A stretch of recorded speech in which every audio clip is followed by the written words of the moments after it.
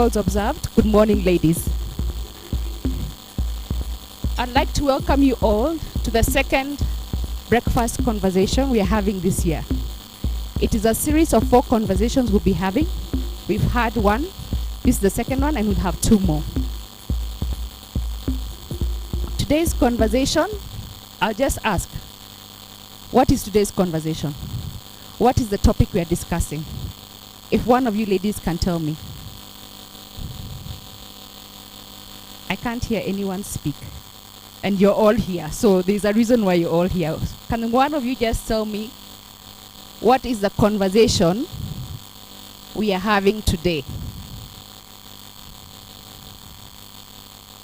I can't hear you. If you could please stand up and tell us who you are, it would be good.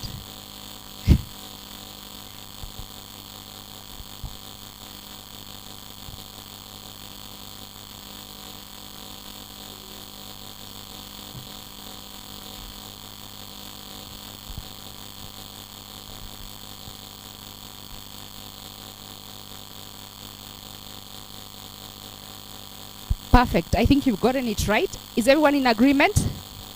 Perfect. So I'll start by introducing myself. My name is Christine Mathenge. I am the lady captain of Royal Nairobi Golf Club. Amongst us today, we have some important ladies and other important ladies. I guess we are all important in our own ways. So I'll start off by introducing our panelists today. I'll start with introducing Flora Mutai. If you all know Flora Mutai, who's in the middle. Okay, well, not middle. She's the founder and CEO of Melvin Marsh International, and she's also the chairperson of KEPSA. She has a story to tell us. She has been in business for 27 years, and she was an auditor for 9 months. Before her 27 years of business, that is. And she also was told to leave home when she decided not to be an auditor after 9 months. So I guess you'll tell us something more about that. We have Mary Ngechu with us, the Group Managing Director of Line Plus Group. This is an interesting one. She's been in 15 years of employment. She's a trained engineer in telecommunication. She left employment and employed her boss. She's been in business since then for 20 years. We also have Anastasia Kimtai, the managing director of KCB Bank. She's a career banker and she's been at it for 25 years. She's also a farmer and she's been at it for 11 years. She'll also tell us about a little bit about side hustles because I know she knows a lot about that. We have our moderator who has been with us for a while, Patricia Okello. She's the founder of Candid Conversation, Circles for Women in Business. Also, a good friend of mine, childhood friend, she reminds me. So I'd like to welcome you all ladies to this conversation. Before I hand over to Patricia, I want to thank you all for being present. Let's give them some time. Please engage. If you have conversations, please, questions, ask alongs the way. And enjoy yourselves. Patricia?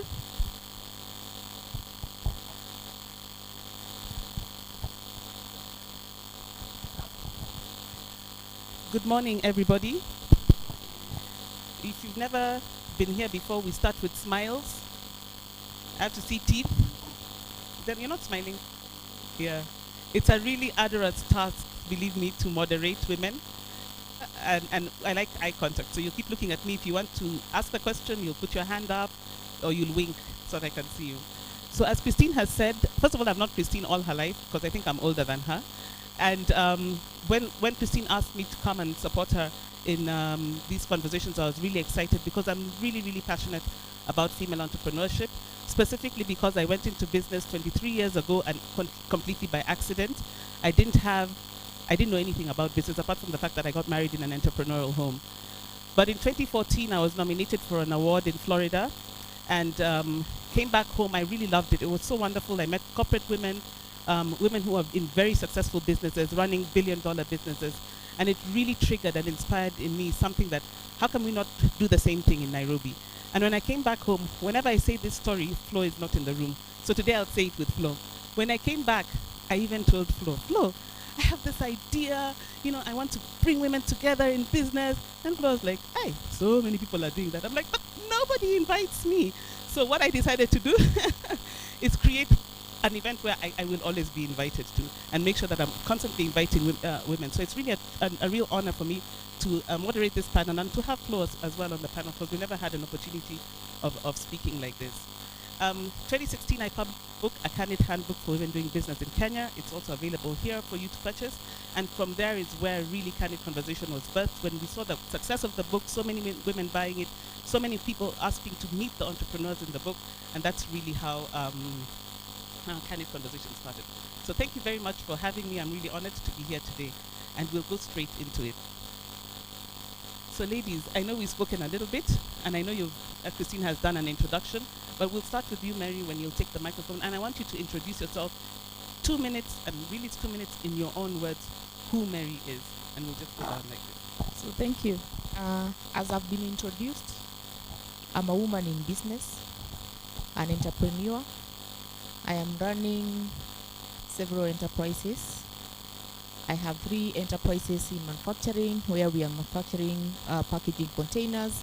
We have a printing press, and I'm also manufacturing cosmetics. I have a brand in the market called Black Essential.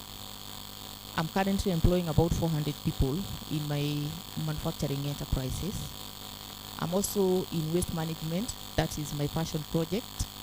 I have an initiative that is called Takataka Nimali. I'm also in a bit of hospitality, and I run some cottages in Karen called Severin Cottages.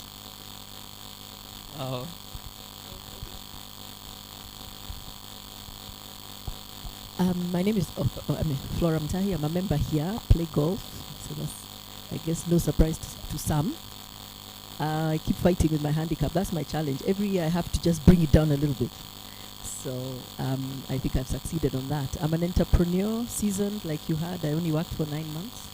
I have this brand, Melvin's Tea, which has been in the market. We are national, we are international. I also have a real estate business, married 3 children.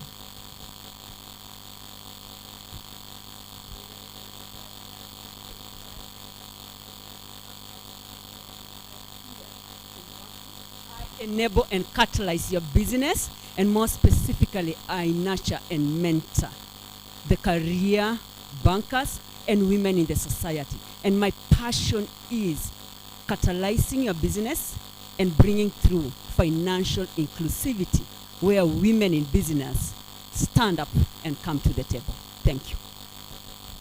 Thank you very much. I just want to see how many business women are in the room. How many business women are working only in their business? Okay, a good sense of, we just wanted to get a good sense of that. So fantastic. So today our conversation is going to be really structured within the stages of business. And Mary, I would really like you to speak into, I know we spoke a little bit, your idea, what made you go into business, and really speak about those early days in your business. So thank you. As Patricia has said, I worked for Telcom for 15 years, when it was then the Kenya Post and Telecommunication. When I finished school, I think that was where I went first. Went in as a trainee, and after that I went to do the engineering. It was a very interesting space because being an engineer in telecommunication, you remember the stories of having our telephone lines, and we had poles. So I used to climb those poles, and I used to sit in it, and I look at myself, I say, in a group of 20 of us engineers, I'm the only girl climbing the poles. But I needed to feel like I am participating, so I didn't want to go and sit and carry their bags. So I played the role as an engineer. 15 years, the opportunities came. You can remember there was a lot of story of golden handshake. And when I got the opportunity of getting my golden handshake, I went, and we were discussing with my husband how it is that we can get into business. My husband was working for a printing press, So our first idea came in, can we do printing? Because he used to get some gigs and then he would subcontract that work. But in our family conversation, I think like any family, the thought was like, if you leave your work, I leave my work, then we are not certain of what will happen. So he all the time thought that I'm the one who should be able to start a job, start the enterprise, and then he would continue where he was working. But we had an agreement that at the end of the year he was to leave where he was working, but shock on me, he didn't. So I started to supply photocopying paper. It's always easy to do the supply. It's buying and selling. Then after a few months, he was able to leave. Then we started a printing press. We bought a second-hand machine from one of the other printing companies, and I sat in as the admin, the person who is taking care of the office, as he went out to look for works. So I did the admin, the financing, and he could look for jobs out there, and he brought in. Fast forward, we grew the printing press to a good sizable space, but our challenge then was the people who we are working with. We major in label printing. The people who we were working with were having a challenge of the containers to go and put the labels that we were printing for them. And being an entrepreneur, I was also like, why don't we make these containers that we cannot be able to get? And these are plastic bottles. If you remember, there was a time that there was a lot of liquor that was being packed in the plastic bottles. And we were making the plastic bottles for the liquor industry. And that is a mistake that I will share that I made. So we had invested in making bottles for the liquor industries because we were making labels for the liquor industry. And fast forward, we got a law that said that liquor should not be packed in the plastic bottles. So we almost closed down now because our only production we were doing were plastic bottles for the liquor industry, and we needed to diverse. Then we agreed that he takes care of the printing press as I concentrate on the packaging, so that I can be able to put in my effort and grow the business, which also then means that we need money to grow the business, to look and buy machinery. And I had to create relationship to convince others that we can be able to do business. During the early stages, I think it was a matter of trial and error for businesses, because I'm getting into manufacturing. I have machineries that I don't have an understanding. I don't even know the right people to employ. I don't know the right skills to look out for.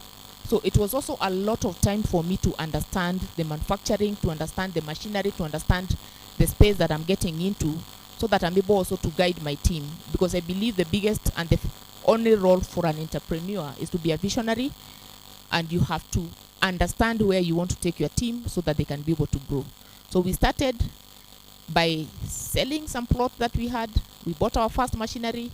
We built relationship with other stakeholders who are working with us. We saw the opportunities, and we were able to start a business that now, maybe as we go by, I'll explain how far we've been able to take that business. Thank you, Mary. That was really concise. I think it's yeah. But I wanted to go a little bit deeper into that. When you left your job after 15 years, yeah, you immediately got employees, or I mean, how did this happen? How did you? Who was working in the business? Those first year. How was it? Now, it's interesting when you ask that question, because Telecom was giving handshake to many people. And one day, when we bought this machine and it was not working, and I've said I worked with a team of engineers, and my husband didn't know what was the problem with the machine. I didn't know. So I could only get help from where I had been.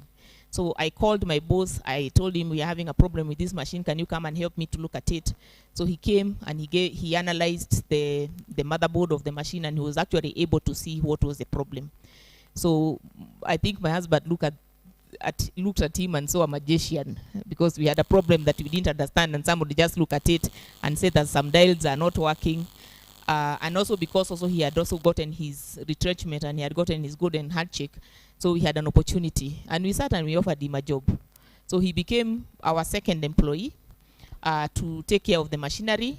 And The one we had was a machine operator who then my husband was working with. And I think we also worked with him for almost, I think, for all his life. After that, he passed away, I think, a few years back. But when we started, it was my husband to do the sales and marketing, to go out there and look for work. I did the administration and the finance. We had one machine operator, and now the person who was the engineer who was taking care of the machinery. I always remember when I sat with my finance people, the auditor, he used to remind me that I have a red diary where I used to write notes. I knew how much money was in the bank. I knew how much money we owed the suppliers. And I also knew how much every of our customer owed us. So it was not a system computer-based organization, but it was a diary that I kept notes of every day to day of the happenings. And just to speak into that, because my started my business almost exactly the same. And I know we talked about sometimes the machine that we purchased cannot do the work that we are selling. So speak a little bit about how you were able to, where you are getting all the work, but still dividing with the ones that you could do internally and externally. Speak a little bit about that, because I know there are many people here who are doing work at the side, you know, that kind of thing. And speak a little bit into how you did that. Yeah. I'll give you a story. We were working with one big company because my husband had worked with them before, and they had given us some work. I don't want to give the name of the companies, but the machine we had could not do their work. And I remember we went where we were outsourcing our work, and we got the work. We came, so we had to almost do like a display next to the machine because the customer was coming to do an audit. So they came to do an audit. They found their work was in the machine. Remember, they're also not experts, so they did not know whether this work is made from this machine or we had outsourced the work. So what do I mean? What am I saying? We got credibility because at least we had a bit of the machinery that we could be able to show that we are doing something.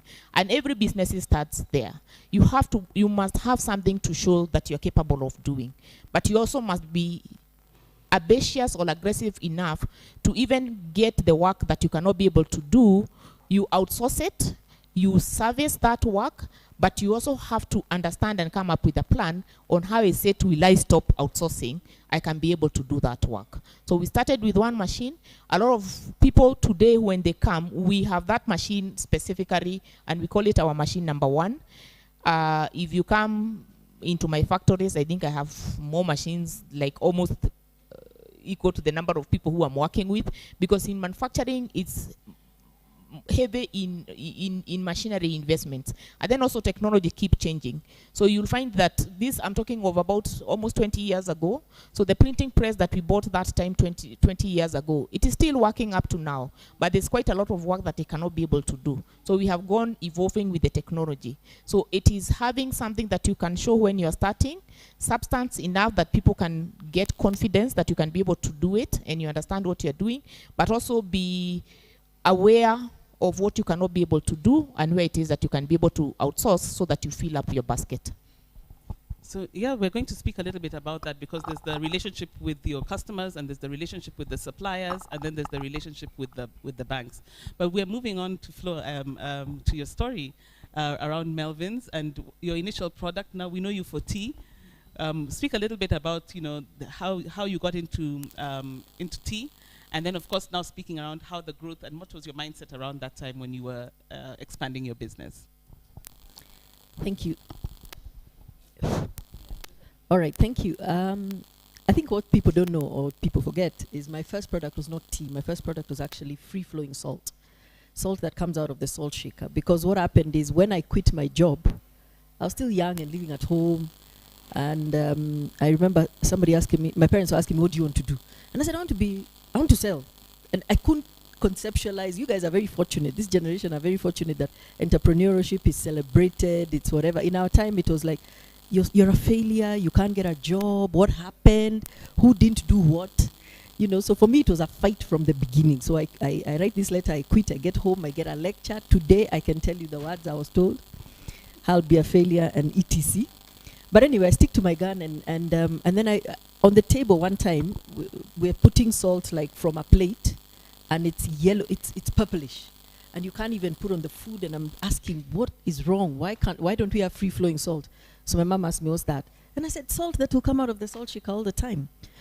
I studied abroad, so they were like, so you do it here. So you do it. And they walked away. And that sort of, I thought, why not? So I started trying to understand, going to old magazines. Remember, there was no internet. There was this 27 years ago. So we lived in near the Kabete campus. So I went there, and I went to the food department, and I said, guys, help me. I want to understand, how do you make salt free-flowing? So I went to the dean of food studies, and he asked me, what did you study? I said, accounting. He said, what are you doing here? Why do you want to do this? Now I'm so tired of lectures. I'm like, listen, are you going to help me or not? So he said, fine. And so he made me commit to 3 weeks of studying. So he said, come here every afternoon for 3 weeks. Remember, I have no job. So I used to disappear every afternoon for 3 weeks. So one day my mom leaves a note in the house. I want to see you. What is your plan? So now I was able to come and say, this is what I want to do. You challenged me. This is what I want to do. I've learned how to do it. So he said, what does it take? Of course, heavy machinery. Well, it wasn't heavy. I was just told that to get a mixer. Where do you get that? And this time I'm on my own, no budget, no nothing. So I started going around, and I found a bank that, not KCB, but I found a bank, Kenya Women Finance Trust, that had they call them guaranteed loans. So they said, if somebody puts up the security, we'll give you. So I glance back home and I say, so put up the security, they'll give me this much. My parents are looking at me like, what drug are you on? This journey, you're on your own. So I go back to my lecturer. He's telling me, there's no other way you can do this, because you need a ribbon mixer, which is stainless steel, it's salt, etc. So I went to industrial area. I found a guy who could do it. I said, you start the machine. And we agreed, and he gave me the cost. I have no clue where this money is coming from. So I come back home, I try again. It doesn't work. Then I think the third time I tried, my mom said, okay, what exactly is it? So I explained to her. She said, you're not going to touch my money? I said, no. She puts a deposit in her name. They give me the money in my name. But the condition of this loan was I had to go through a whole business planning, business growth program. So I went through this program for about a month. So I learned how to write budgets, etc. So I did all that. And then I needed to buy the machine. This guy started to ask me very technical questions. So unlike you with that background, I had no background. So I found, a friend told me of an organization that was started called SEPSO. I think it was for small enterprise. So I went there and I said, I need an engineer to help me understand 1, 2, 3. So they said, okay, fine, that's what we do, and we are funded. So the engineer sort of drafted. So I took to my Muzungu, he made this machine. So it's time to pick the machine. Remember, I have no funds. So now I don't know what to tell this guy. So and then my loan has come through. So I write him 3 checks. So I say, pick up the checks like this, like this, like this. So I pick the machine, I take it. I have nowhere to take it. So my mom comes with this bright idea. Diamond Plaza was just starting up. So she says, go pick up, go take an office there. So we took an office and yanked this machine in the night, because the rents were very cheap. So we yanked the machine in the night. So they're asking, in the list, they're asking, what are you doing? I was saying, trading. What are you going to be trading? Goods. What kind of goods? I gave such stationery. I think I said stationery, so that you don't show them you're bringing in heavy machines. So anyway, bring in this machine, and anyway. So we made the product, and I would make it in the day, and then go back home. Go in the afternoon and do the sales. So I only started with 2 people. Long story short is I supply the product, and I get to a hotel that wanted the product, and they said 100 dozens. I told them, you can't do that. I don't have money for 100 dozens. So then that day, I think I was at my friend's house, and then the mom said, what are you doing? So it was not a lot of money. Salt is the cheapest commodity. So I said, I need 36,000. She said, okay, come and take it and pay me back. She asked me how long. I said, a week, I promise. So I take the money, I go, I make the product, I deliver. So the guy says, okay. So I take the invoice, and he says, see me tomorrow. So tomorrow he says, okay, your documents are in place. See you in 90 days. I said, 90 days? 90 days.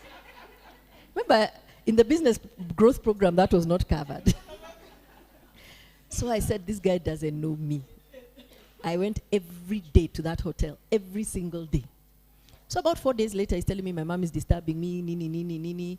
I say, why? She's starting to pack tea. Why is she packing tea? Oh, because there was a monopoly that was lifted. This brand of tea that had a government protection for 19 years is now, the thing is open, and she's packing tea. He showed me the margins. I was like, there you go. This is it. This is my other product. Because now salt, remember, this might be the biggest order I'll get this year. So I knew I needed another product. This is only 4 months in. So 4 months in, I realized I needed another product. So I told him, who do you know in tea? He says, all my friends are in tea. Where? Mombasa. I said, fine, this is Thursday. Monday I was in Sunday I went down. Monday I'm in Mombasa. I'm taking documents. I'm saying, please register me. I want to enter this trade. They're asking me as who? I'm asking them, why? Who do I have to be? They're like, no, you don't understand. You don't understand tea.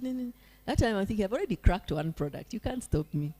So these gentlemen were so jazzed by this crazy person.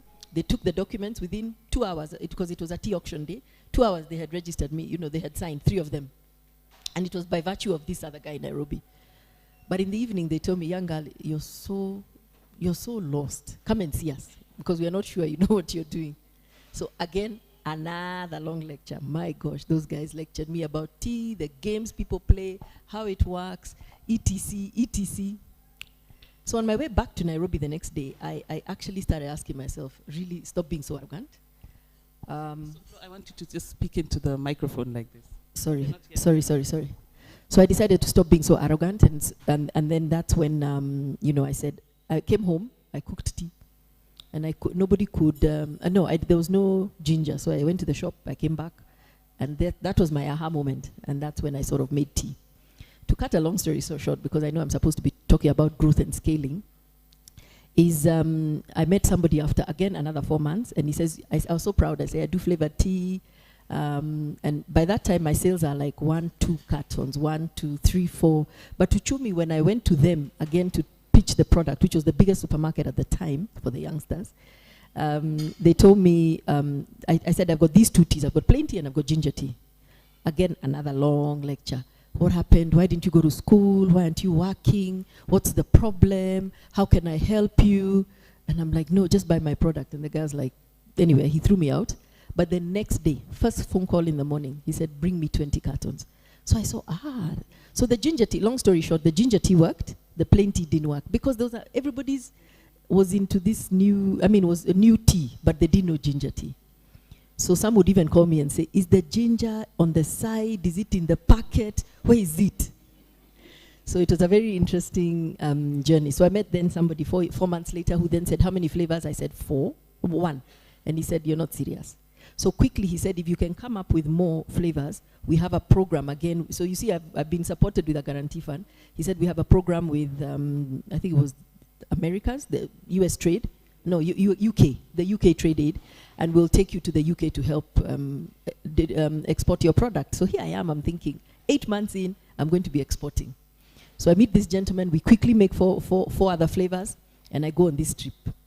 And the usual, I think these aid programs, we need to qualify some of them. So they're there telling you they will get you buyers, you've got flavors. They haven't even checked your internal capacity. So anyway, we go there, and the guy starts putting me up against James Williamson, James Finlay. He's not even understanding what you're trying to do. And that Finlay guy was so arrogant. He said, why do you think Kenya is where we buy our tea in bulk? Why do you think we'd let you into the UK? So I came back, tail between my legs, and you can imagine a ticket, what it has cost me. I have no money. But anyway, that was my aha moment. That is when I realized that there is no point having all these big dreams if you have no foundation. So I started looking for friends, help me. How do you see this, whatever. I went back to my business growth program. And that's when I put together a team of advisors. And one gentleman then told me, go, first of all, have a firm foundation before you can think of scaling. So that calmed me down for the next 4 years, I think 4 or 5 years. I really then scaled up the product, national distribution. To lead and to do a business and to be an entrepreneur, you're constantly having to learn. You're constantly having to network. You're constantly having to, when you go to a banker and they say no, don't for an answer, sit with them and tell me why no. And if I sort this, will you sort me on this? And then they'll come up with a new product, because that's what bankers do. A new no, because that's what bankers do. But then you sit again with them. When you go to trade and they tell you no, you sit again with them. So for me, it was a lot of learning and whatever. Then I then was called by this same Uchumi, and they said, we like what you're doing. Can you do for us rice? So I started packing rice for them as a commodity. I didn't realize this is commodity trading. Commodity trading, low margins, huge volumes. My life was up and down that road of Mwea because it's a cash business. It's a lot. You're dealing in tonnage and tonnage and tonnage. So one time I go to a banker, a friend, and I say, I need money, very arrogantly. And he's like, let me see your books. And he looked at my books and he told me, you don't need money. You need to work your balance sheet. Your debts are out there. So I said, but these are Uchumi, they won't pay. He said, then shut the business. Aren't you the one who's packing for them? Don't you have their packaging? Shut it. So I went to them and I told them, gentlemen, I will not be able to continue if you do not pay me on time. Fortunately for me, first of all, they were in financial struggle and I didn't know. So he told me, by the way, I know something that you don't know. They're in financial trouble. So what I did again, I did like I did with the gentleman, I went there every day. I just told my office, you're not seeing me now. Every day I went there and I sat with them, I ate their chapatis, I had the whatever. So as they were now trying to pay their suppliers, I had over 10 million with them. By the time they were closing, I think I only lost 300,000. And you can imagine, this is years ago, it's like 15 years ago. So it was, can you imagine if I had not opened up myself to speak to others? So I think in entrepreneurs, we need to realize that answers are out there. Answers are with people. Don't ever die with a problem. The good thing about women is we talk anyway and we're happy to talk. But the problem with women, we don't network enough. We talk to each other. You need to learn to talk to professionals. You need to learn to talk to the people who are saying no. You need to learn to talk to the people who will open the doors for you. So for me, I would say that is where the growth started. So this guy then called me and told me, come here, put together a board of advisors and I'll be your first member. So again, how do you put together a board of advisors? I went to people who had the skill I didn't know. Remember, I didn't work. So I said, I need professional people. So all my advisors are the other way around. They're professionals. They work in. So I have a sales and marketing director. I have a, somebody who's good in finance, somebody who's good in HR. So I remember the guy who was good in sales and marketing looked at my plan and said, is this disorganization based on industry? Or is this disorganization based on the CEO? He's talking to me, and I've asked him to join my board. How dare he? So my point around this is when you're choosing board of directors, don't go and choose your friends because they're your friends. Imagine I love Mary, she's my buddy, I love Pat. I might not be too honest. I mean, I'm glad I was that honest with you, Pat, where I challenged you and said, everybody's doing this. What is yours? Maybe the big sentence I didn't say is, how is yours going to be different? I hope I said that. So you've got to get people who will speak into you. Of course, with love and give you solutions, obviously, not always just giving you the gaslighting, like I hear the youngsters say. So again, this now helps me to professionalize. He starts telling me, write your processes, do your business. But one particular Friday, 4 of my sales team, who are 6, quit, same day. Now remember, I've done the big accounts, so I don't need to be out there. I need this team. What do I do? I went home, I was so depressed. Again, I met somebody, there was no Google, I don't think it was a big thing. And somebody put into my hands this book called E-Myth by Michael Gruber. And what it says is standardize your business processes so that anybody can fit in. So how do you receive people? How do you speak to people? How do you do adverts? How do you make your products? And they said, you document, and by the way, I didn't sleep. I think I got that book on a Friday through to Monday. And the test she tells you is once you standardized, she says, don't go to work for 4 days and see who calls you. And that's when you know you've succeeded. So it took me about a year to 2 to actually do this document. When people come to the reception, how should they be? They started telling me, how should my people be dressed? So we started dressing our sales team. Corporate colors, brand books. This is how now you're scaling your businesses.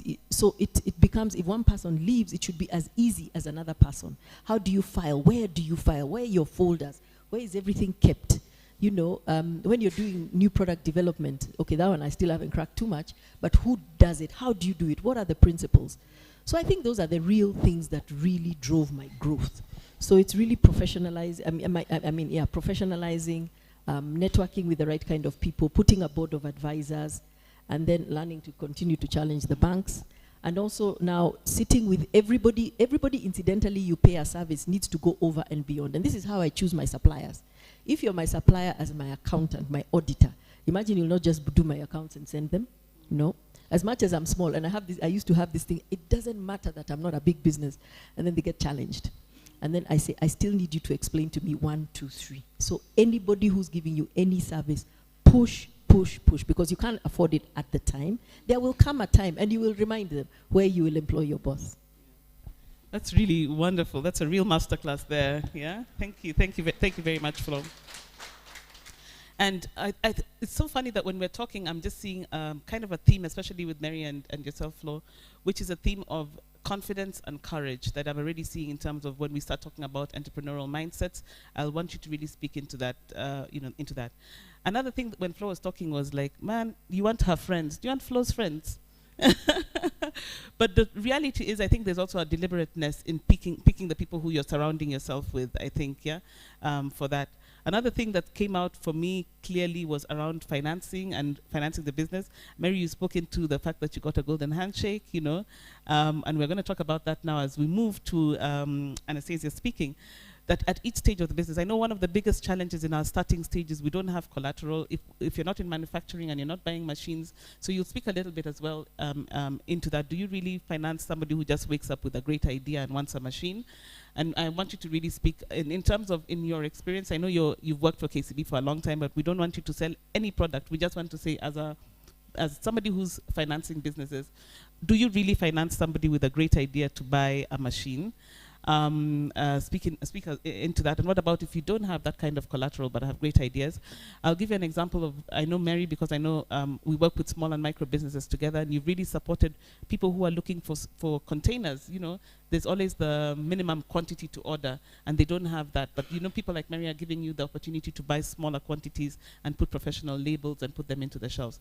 So let's speak a little bit about the support. We have the friends and family, but now we're now coming into institutions, and speak also around systems, which is great. E-Myth is one of my most favorite books in the world, and speak a little bit around systems. Thank you. Thank you so much. Let me first start by thanking Christine for putting together this session.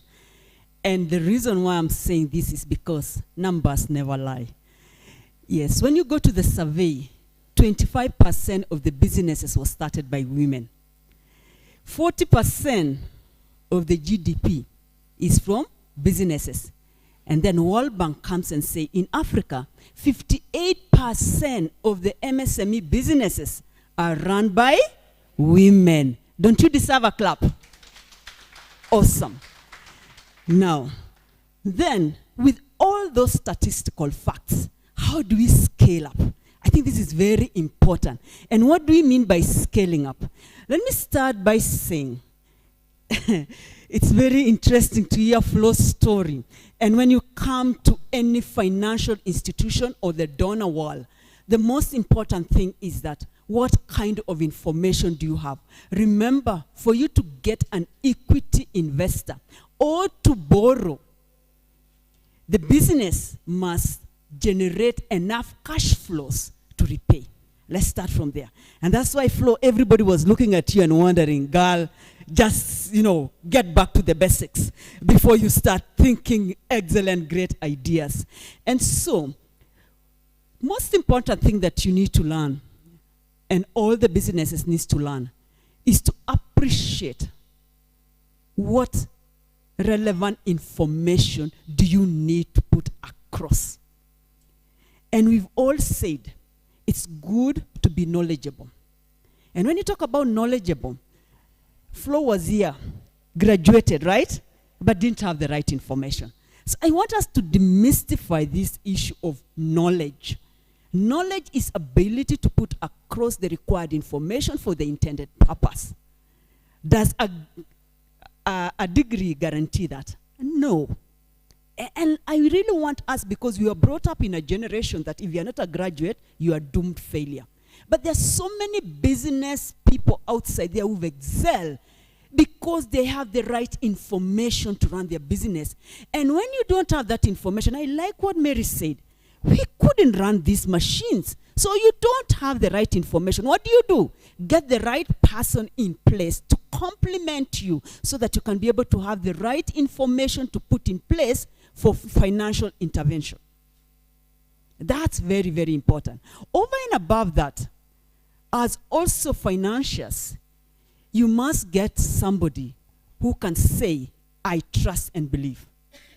If your numbers doesn't say that, then you must have a promoter. But in the financial industry, your numbers needs to state that. Your cash flow. If I ask you, this business you are running, and you're telling me it's profitable, and I can't see it in what you're sharing with the bank or your banking, then how do you package it in such a way that I'm able to see that this business that you're actually running is enough to generate the wealth, your expenses, at the same time meet a financial repayment period. Another thing, don't be shy. All these people globally who've excelled have borrowed. Many of us, and because we are naturals, we are ladies where we come from, it's like, how do I expose the family? In case tomorrow they come and sell everything, because we have this information that security, go give the bank security, they give you business, tomorrow you are not able to perform, they come sell. That's not the model. The model is, from your business, and you know it, I've bought this stock at this amount, and make it so simple. These are my expenses. I am selling at this price. Can the markup assist me service a facility? That is simple. Don't make it complicated. And with that, then show us. Show us how you are going to repay. And the most important thing about a facility is that they give you a big amount upfront for you to invest, and then you start paying for a period of year. And I really want to encourage ladies based on my experience. I have been a branch manager for 6 years. By the way, I've only known banking for 25 years. I joined the bank as a management trainee, and I've risen through the ranks to the position I am right now as an MD. And when I was working as a branch manager, what used to really frustrate me as a woman leader was when we asked the question, we women, we sympathize with ourselves instead of responding with the facts for you to assess this facility. We second guess ourselves and we doubt ourselves, yet we know our facts. When we engage and we talk, I'm trying to look at your body language, that you're committed to this business, and you will do everything it takes for you to service that facility. But when you start, you don't know, then you kill the confidence. And these are some of the things that you might not be told, but this is what we see, that you are able to say, come and see what I'm doing. I've been able to supply 40 boxes, and I'm going to be repaid. It's not that, because I don't have audited book of accounts, that I don't know what I'm doing. I really like to encourage all of us to have the information the right way. And for you to have this information, if your qualification is different from what you did, then it's upon us to get the right people so that they can assist us package this information. There is no problem at all in befriending a bank officer. Because remember, you think that they are going to serve you. Behind their minds, they also have to sell, right? So you meet at a place, so you never apologize. What is it that it takes for me to get this facility? I'm doing this business. Come and see. Ask for it, girls, and come to the table. I'm talking from a background whereby many a time we second guess ourselves and we are not sure about ourselves. I want to encourage you, go for it, get that information. Over and above, be knowledgeable in terms of what is it that you are putting on the table. Have the network like this. That's why I thank you, Christine.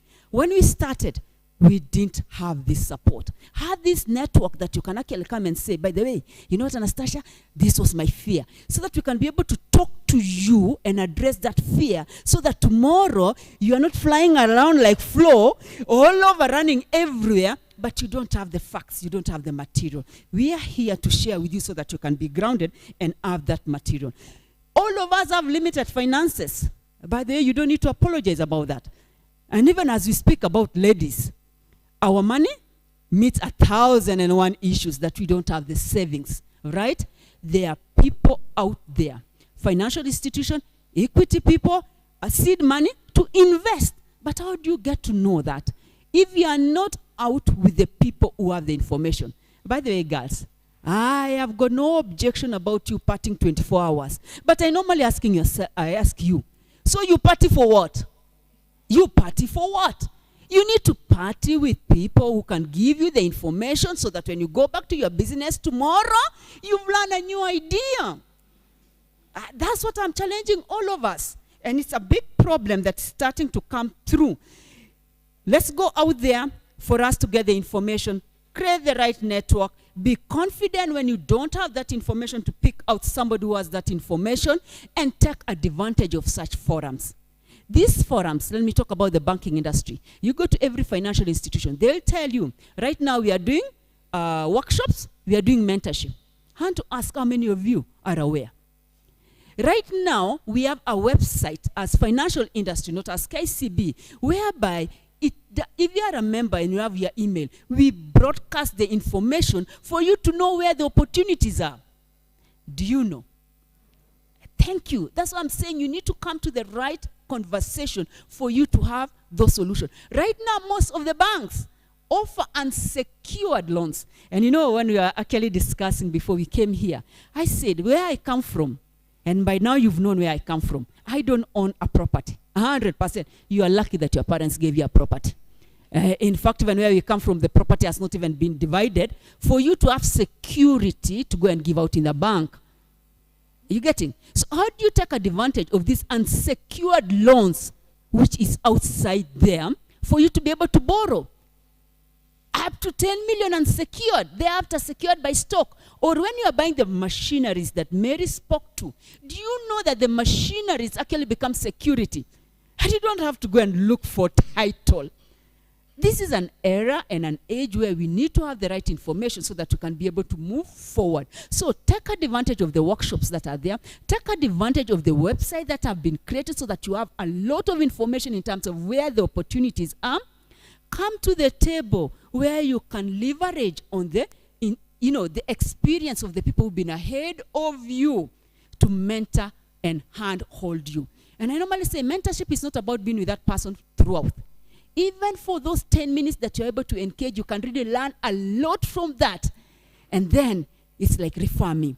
And then ladies, it's very good and it's very important. I am where I am because of a lady who is a member here who told me, Anastasia, if I don't see your application, I'm done with you.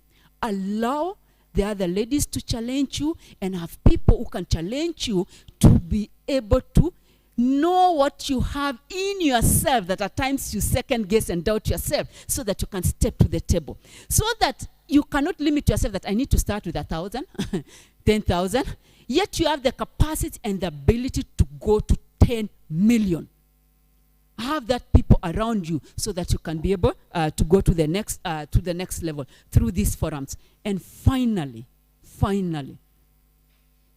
when you are given an opportunity, gather the minimum required information. Let me tell you, within the first 1 minute that you speak, a person make a solution. And I'm already done. Like, let me do this. Allow me for only my 1 minute. Let me do this. Could you please introduce yourself and tell me what you are doing? Just a minute. What are you doing? Just a minute. Yeah. 2 minutes, introduce yourself and tell us what you are doing. Okay, my name is Alice. This is a very interesting conversation for me because I've worked in logistics all my life, and most recently I was working for a private equity fund. We raised 120 million to build cold storages. And why am I here if I work? It's because I've always heard people say, you have to start your business, you have to start your business. And I'm always wondering, is it better to be employed or should I be an entrepreneur? So I'm at that transition where I don't know what I'm going to do for my retirement. Will I be employed forever? How have other women done it? And what is in it for me here? Thank you. Allow me just use that example. Introduce yourself. All of us have an opportunity to buy from you. You mentioned logistic. Had you given us more facts about what you do, by the time we leave here, all of us could have been your customers. And this is very important for all of us so that when you are given an opportunity that you come to the table with anybody, you are able to convince them that you know the business you are doing, despite the challenges. Let's put aside the challenges, because as ladies, by the way, challenges come top mind. No! Demonstrate that I do logistics, and in logistics, this and this is what I do. The rest of the things you'll go and manage. This is very important for us as we grow our business, because at that particular moment, you are talking to prospective partners. You are talking to people who are going to give you business. It is very, very important at any one point. 2 minutes, clear, this is what I do, this is what I'm doing. I have the confidence, I know what I'm doing. Challenges, by the way, girls, hiyo ni zetu baadaye. When you are now having a one-on-one, right? So that is very important, because we could be very good, excellent in what we do, and we have the experience over the years. But when you are given 2 minutes, 2 seconds, what come out of us? Thank you. Thank you very much, Anastasia. Thank you. I was really curious. Have you ever given somebody a loan if they've come and cried and they really want that money? Have you ever? You feel that tears will not deliver? It's not that. So yeah, thank you very much for those insights. And I want us to really, first of all, please prepare your questions. We're going to go, and you can stop me if, from 10:30 we'll begin to ask questions with the audience, and we'll have a good at least 40 minutes to ask questions. But I really, really want to speak into something. Qua ground. We've had all, especially now with Anastasia's talk, qua ground, how is it really? And one of the things that I really want to talk about, because from my experience, and I have gotten machines financed, there are many, many challenges. For example, buying a second-hand machine. Will the bank really finance something like that? But that's the machine you can afford. So I want us to talk about the entrepreneurial mindset, and Flo, you touched a bit on it, on this thing of saying no, stepping outside our comfort zones, Let's speak a little bit around confidence and courage, and how can we nurture those things, especially if we don't naturally have them. So Mary, I want you to start as well. I know you're a mentor, you can speak into that, and I already had asked you earlier, when you meet your mentees, you can always tell the ones that are going to be successful. Let's talk about that mindset so that we don't romanticize this journey of entrepreneurship. So thank you, Pat. When you know you can only afford a second-hand machine and you go to a bank and they cannot give you that loan, what do? You look for other alternatives, innovative ways of how you can be able to achieve that. I'll give you an example. When we started our business, and we needed to give collaterals for buying, and we needed a home. Buying a house, we used that house as a security, we got a mortgage, and we got into the house. Then we tried and made sure that we paid that house as fast as we could. Then we used that house to get money to buy our machineries to grow our business. We also, as we were working, I built good relationship with my suppliers, and I was able to get credit facilities from my suppliers because I was credible. I tell the mentees that I mentor today, we need to look into our businesses and look into different ways that you can fund or you can finance your business. The easiest way to finance your business is through your suppliers. If you have a good relationship with me as your packaging supplier, I can give you, Flo has talked about 90 days. 90 days is free credit to the person who is using that as raw material or input for their products. But if I'm not sure that you pay me in 90 days, then you'll come and I'll give you cash. From my day one, I was able to get credit from my international suppliers. And when I talk about international suppliers, they are so sensitive that they tell you that you'll pay on the 2nd of June. Your payment cannot be 3rd June. It has to be 2nd June or early 1st June. What that does, when there's consistency in you meeting your obligation, then they will go increasing your facility. They will go increasing as in giving more much credit that they can be able to. They will trust, and you can find yourself financing your business 70% of your input from your suppliers. So focus on your relationship with your suppliers. Sometimes, and I'll say as what Flo has said, we think the banks, because we have given collaterals, they will come and sell your plot or whatever it is that you put in as security. You give them priority. You need to give priority to your suppliers, because you cannot continue doing your business without the input that you require for your businesses. The mindset of an entrepreneur, I said, as an entrepreneur, You are the one who knows your business, and you need to keep filling your basket or widening, broadening your thinking of how far you can be able to grow your business. If you don't keep learning, as Flo has said, and learning is different. There's learning that you learn from school, there's learning that you learn from exposure from your industry, and there's learning that you learn from what other people are doing. I always told people that when I travel out there, I am doing manufacturing of packaging, but I'm selling my packaging to people who are in the dairy industry, people who are in the cosmetic industry.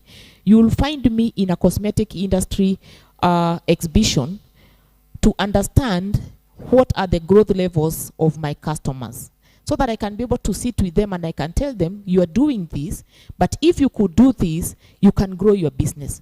If your business grows, it means that automatically that will grow my business.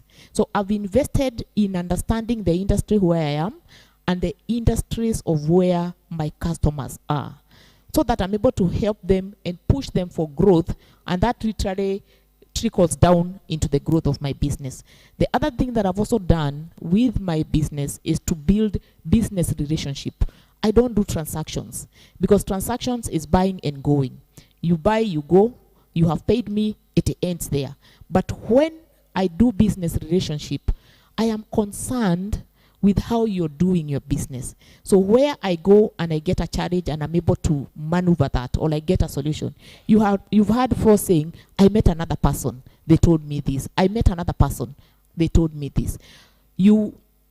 I've always said that we are, if I look in the room, we could be around 70, 60. I cannot know 60 people in this room in one day. But I have to be intentional that by the time I leave today, I must have at least 3 people who I will follow up in that relationship. How do I get to know who my 3 people are? I have to be keen to listen, as she has said when we are doing our introductions, or to the people who I'm talking to, so that I know who will be my priority and why I'm prioritizing that.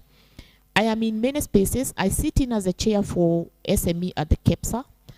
And why am I the chair for SME at KEPSA? I sit in as a chair for women in manufacturing at KAM. Flo is the one who got me to get to KAM. I don't know whether you remember this. She came to my factory and she asked me, Mary, I went to see her with a client. I had always wanted to meet her. So this, my girlfriend from Rwanda came and tell me I'm going to meet Melfin's tea. So we came to your office. Then I invited her to come to my office. She told me, are you in KAM? I said, no. I said, you have to be in KAM. And I showed up. I went to KAM, not because I knew what KAM was doing, but because Flo said that I have to be in KAM. And when I went to KAM, I was able to narrow down and realize and see how can I benefit from KAM.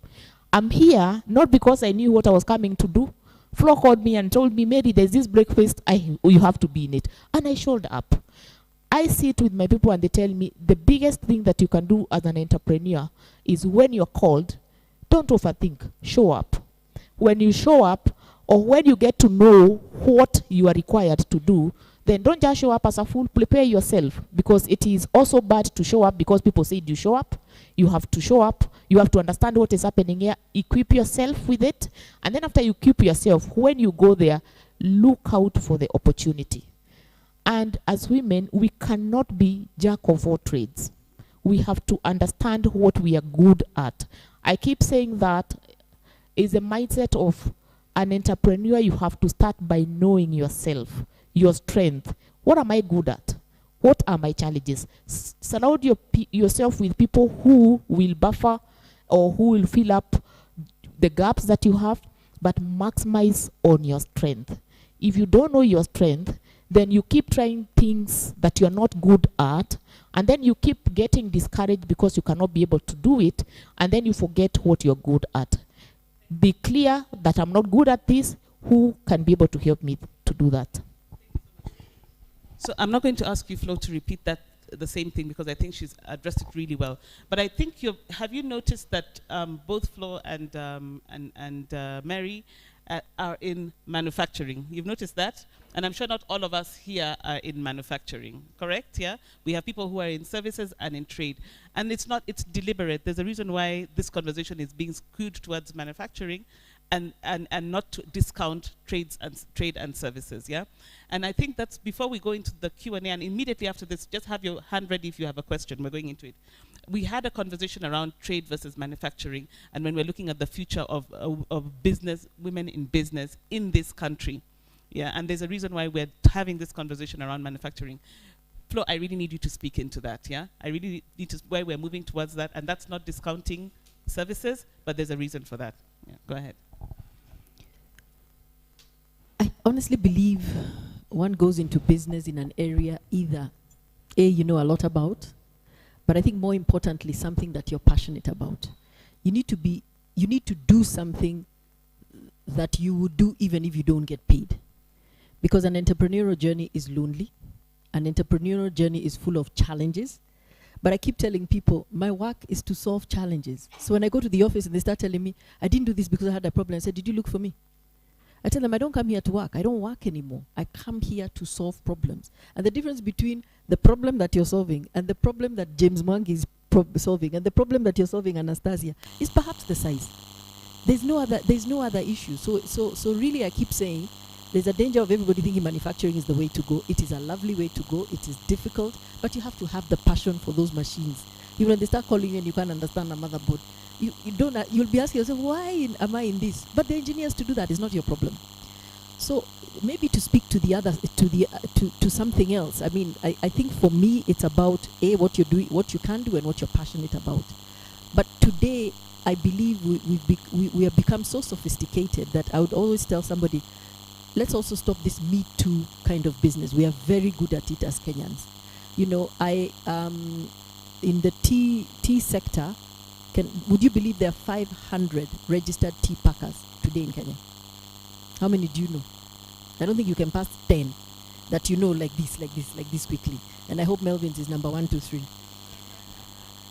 So how many people started the business because my grandfather did it, I want to do it, or Flo looks like she's succeeding, I want to succeed. Do something that you're passionate about. And then secondly, look for innovation. For me, I am quite clear, I only succeeded because of innovation. I have I started my plain tea. I went into free-flowing salt. There was Ken Salt, that was a market leader. But now free-flowing salt, people are starting to understand it a little bit. Till today, we are struggling with that one. I went into tea. The flavor tea picked up, but now we're playing in the main tea section. During COVID, people started saying, the tea was being drunk at home, yes, but not in the offices. We came out with a solution, this vending tea. You actually press a button and you get your tea, so you don't need your tea girl. So all these offices, especially creatives offices where they transnight and whatever, they love the machine. They say, just put all these machines all over, people just press a button. We do a lot of coffee, but we don't do tea. So we did that. Then just the other day, I think 2 weeks, this is new. We have tea sticks. Now we have tea on the go. Milk, sugar, and tea. In a sachet, you can throw it in your bag when you're going camping. Just put it, and it also works in the machine. So I think whatever you're doing, whether you're doing services, how can your service be different to somebody else's service? Just recently, I think somebody was talking about Strathmore Business School. I met a lawyer, and she said she studied law, and then she was just about to go to do her master's. But she realized what a lot of the people who came into the law firm had challenges. It was my brother fought, my mother, the family, the business, and she said, I want to understand relationships, and she went and did psychology instead. So right now, she's actually doing a lot of counseling. She's still a lawyer, but she's helping families sort out their wills, write out contracts, and she has found a niche. So for me, my message is whatever you want to do. There's a little girl in Nigeria, Tara. She totally amazes me. So she went into manufacturing of cosmetics like you did. But then she realized she can't be the only one. So she turned the model around. And what she does is she trains people in lower income settlements. So she'll train you. She goes to these little lower income. She trains them to be beauticians and empowers them to be entrepreneurs. What has that done? It has infiltrated her brand right through Nigeria. 200 million people. Isn't that just the smartest idea? So for me, it's taking your passion and turning it and coming out with an innovative model. Now, innovation is not the easiest thing to do. But let me tell you a secret about innovation. Sit with 3 generations, or 4 if you can. Sit with a little young kid, give them your idea. Even if you say, I want to start a logistics firm, speak to a young person, just explain what it is. Let me tell you, the comments you will hear is where your innovation will come from. They will start telling you things like, my children tell me, Mom, we love you to death, but we don't drink tea. Why? A, they told me it's not available everywhere, so now I give them the sticks. Incidentally, when I was doing these sticks, I gave families, my friends. You know, this age, I gave my friends. Do you know who was calling me? The children of that home were the ones saying, Auntie Flo, when is that product coming into market? So I realized, in fact, the other day they asked me, what's target market? I said, it's that, whatever. Now my kids are telling me, we drink cold drinks. So what is that telling me? Melvin's needs to go into cold. So this is how you drive innovation. This is how you actually drive niche. And I think you can be an entrepreneur in anything that you want to be. And guys, Google, ChatGPT, start there. It will tell you, these are my passions, this is what I like, what should I do? By the way, put into ChatGPT. And for those of you who ChatGPT sounds like I'm just playing with lingo, it is an AI that is thinking, it's picked up whatever, and it's thinking faster than we can think. So put your stuff in there, tell it this is what I want to do. It will send you in a direction, and then you pick it up and innovate yourself. Thank you very much. We're opening it to the floor for any questions.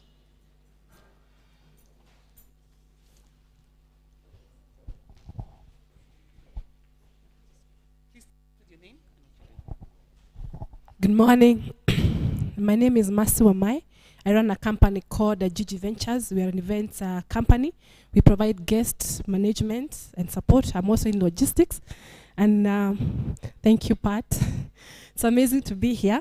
And I'm just looking at the ladies, and I've seen Flo. I was in the Melvin's program, and it was amazing. I was just telling some ladies here about that amazing program, and meeting Mary. And last week I was at Strathmore, and I met Line Plast, whereby what's amazing about you ladies is the support and the commitment you have for the ladies and for the women. So it's so evident, even all of you. So my questions, I will put it to Flo. You've mentioned a lot, and one of the things I picked up is on the board of advisors. So you talked about how you have created a board, how you started. So maybe you can tell us, I think the interest would be how do you structure that? And do you pay your board of directors? How does that work? The other thing that's probably from Mary, you talked about a lot of businesses that you are running. So, and one of the things that I found very challenging is how do you balance many businesses? When do you know when to move to the next? And sometimes probably your business is is very busy, and then you have to really, how do you know when to move to the next one? Thank you.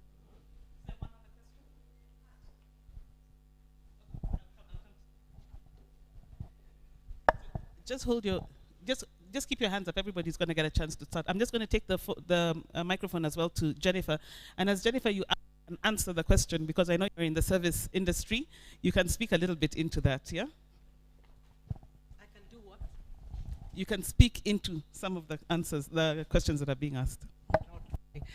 Good morning, everybody. I want to start by congratulating Anastasia. It's good. I'm glad I came to meet you. Patricia, I'm glad I've turned up. So many times you have invited me, I've not been able to. My name is Jennifer Barasa. I am the founder, chairman, group CEO, finance director for Top Image Africa.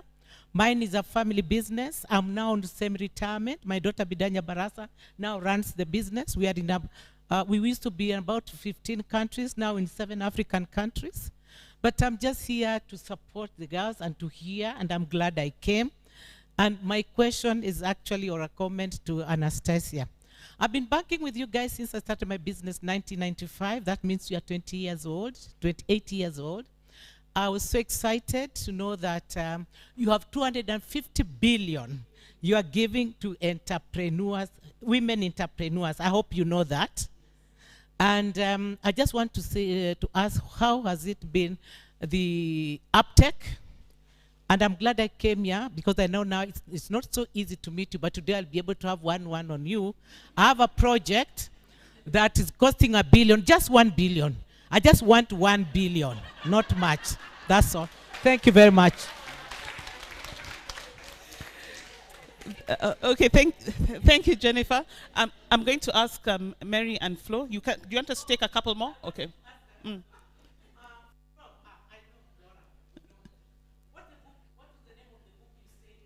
I didn't hear that book. Image Revisited. Image by? Okay, thanks. Thank you. Good morning, ladies. My name is Evelyn Nyarega. I'm here courtesy of my sister Lucy Kisia, who's a member in this club. She sent us the poster in a sister group. We didn't think twice. We booked. So first and foremost, Mary, I'm a golden handshake of KPNTC. I haven't met anyone since I took the handshake. Will be good to see you after this. My question, I think, is more for the ladies who are in employment. So I'm 53 with a 5-year plan to stop working. So my question is this. I mean, we have a plan. I know what I want to do as a retirement project. But it's the how and the why and how to go about it. So mine is to look for a mentor. I'm going to be selfish today for myself. So Mary, we were in KPNTC together. I probably know your PF number. So mine is to say, please, I need somebody to project, maybe look into my dream. It might be something that might work. As for Anastasia, I'm at Melvin T. Lavington 3 times a week. I need a loyalty card. Again, I'm being selfish. So mine is to ask for the working girls. Can you guys hold our hands and probably look into what we're doing and probably sign posters on how we should go? I know you said we need to look for the right people. I don't want to go far. I have the right people here. I think everybody agrees with me. Thank you. Okay. We're going to take 2. Morning, everyone. My name is Roslyn Keegan. I'm a mental health practitioner. I work at intentional therapy here at Upper Hill. And we know that mental health refers to a person with psychology, well-being, basically emotional, attitude, and all. So my question is to the panelists, is how do you, in your organization, incorporate mental health? Because as much as we are entrepreneurs, our mental health is key thing. So how do you invest on that? Do you have wellness programs? And if you do, can you please call us to come and even talk? And even the SMEs that are here, do you take care of your mental health? And how do you do that? Yeah, that's key thing, because you can't move in if you have, because we have a contract with a company, an insurance organization in Canada that sent to us workers online who prefer maybe African mental health practitioners. And it's a very good thing, and if we can do it even in Kenya, and you have those organizations where a person might not come to the clinic, but we can do on Zoom, it can work. So how do you, in your guidelines, how have you positioned your mental health? Thank you. Okay, we'll just take one more. Good morning. It's a pleasure to be here. My name is Yvonne Mwangi. I am a top-rated online worker, and I have 3 questions, so allow me, actually 2.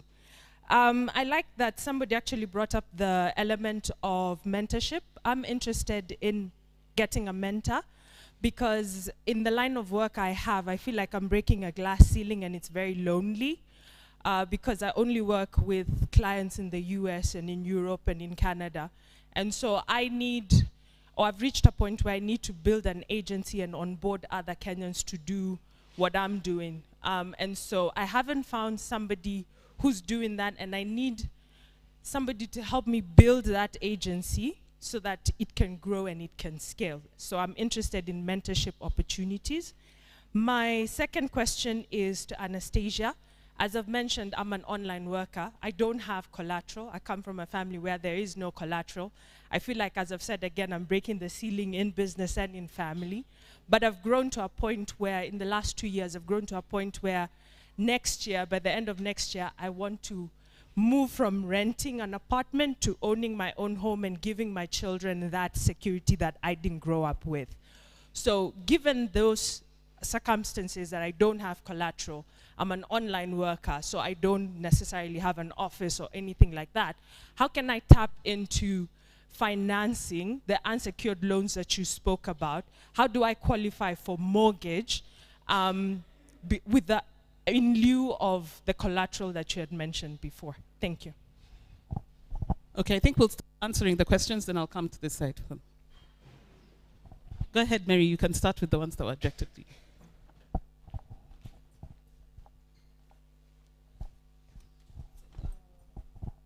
Thank you. And I know the question for board was given to Flo, but allow me to say something. One of the things that we are struggling with our boards is that what are we expecting our boards to come and do? Flo will explain that, but my take is how do we prepare ourselves to give the right information to the board so that they can speak to us? And I say that because many people I mentor, they will put together a board because they have been asked by maybe the investor or the bank to put a board, but they have no idea of what they're expecting from that board. And that board cannot be able to help them if you don't give the right information to your board so that they can understand your business and they help you. Building a balance.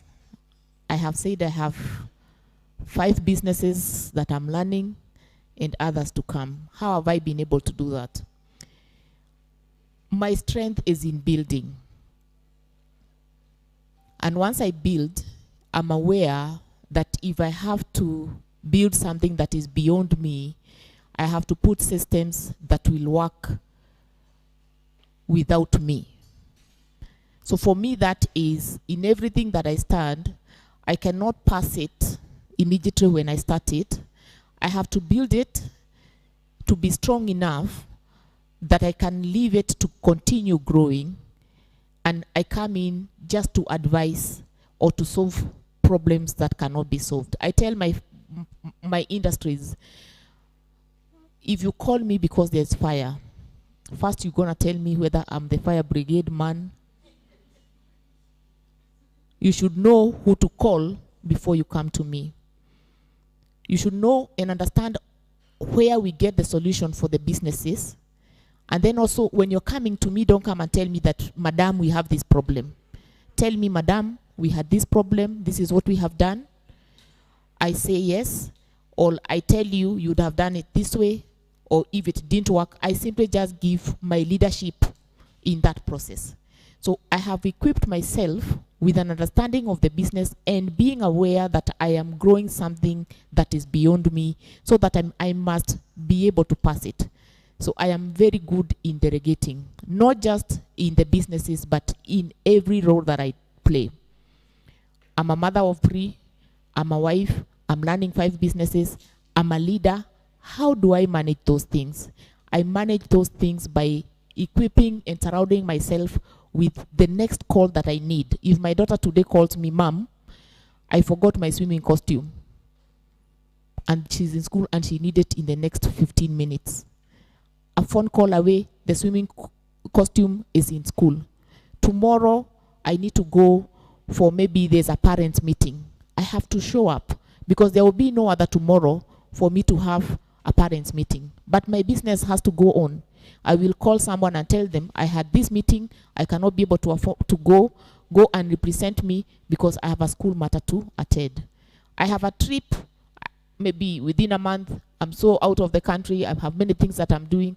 I have then to be deliberate enough that my daughter needs me, she's growing up, she's 11 now. If I don't build the relationship now, she will grow and she'll be those ones of like her secrets of her first boyfriend who she's admiring when she's getting her period, she's sharing with her auntie, and I'm not in the picture.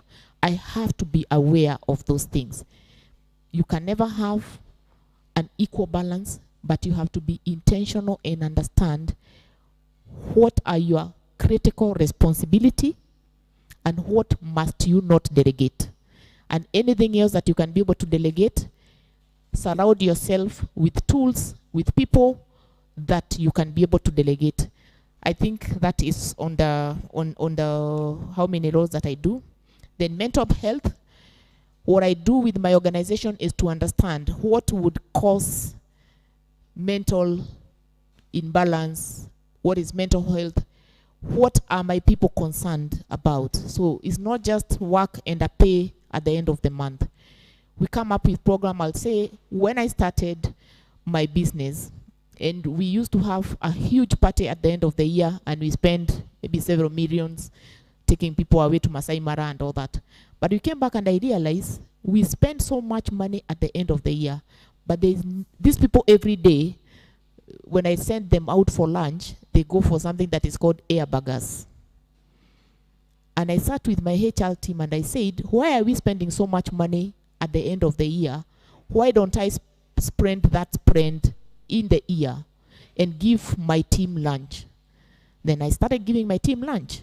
And because I have a restaurant and I have a chef who has to be paid, I put in another chef and I told them, I want food taken to my factories every day.